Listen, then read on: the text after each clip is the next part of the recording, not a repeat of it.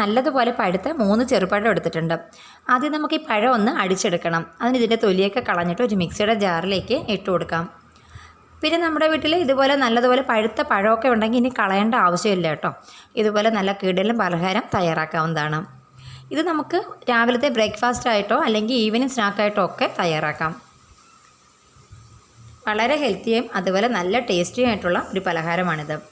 അപ്പോൾ ഇതാ 3 പഴവും ഞാൻ മിക്സഡ് ജാറിലേക്ക് ഇട്ട് കൊടുത്തിട്ടുണ്ട്. ഇനി ഇതിലേക്ക് 2 ടേബിൾ സ്പൂൺ തേങ്ങ ചിരകിയത് കൂടി ചേർത്ത് കൊടുക്കാം. തേങ്ങയൊക്കെ നമ്മുടെ ഇഷ്ടത്തിന് ചേർത്ത് കൊടുക്കാം. പിന്നെ മധുരത്തിന് ആവശ്യമായിട്ട് 3 ടേബിൾ സ്പൂൺ പഞ്ചസാര കൂടി ചേർത്ത് കൊടുക്കാം. നമ്മളെടുത്തേക്കുന്ന പഴത്തിൻ്റെ മധുരം അനുസരിച്ച് പഞ്ചസാര ചേർത്ത് കൊടുക്കാം. പഞ്ചസാരയ്ക്ക് പകരം ശർക്കര ഉരുക്കിയിട്ട് ശർക്കരപ്പാനി ചേർത്താലും മതി കേട്ടോ. ഇതിന് നന്നായിട്ടൊന്ന് അടിച്ചെടുത്തിട്ട് വരാം. ഇനി നമുക്കൊരു ബൗളിലേക്ക് 1 മുട്ട പൊട്ടിച്ചൊഴിച്ച് കൊടുക്കാം. ഒരു സ്പൂണോ ഫോർക്കോ കൊണ്ട് ഈ മുട്ട നന്നായിട്ടൊന്ന് അടിച്ചെടുക്കാം.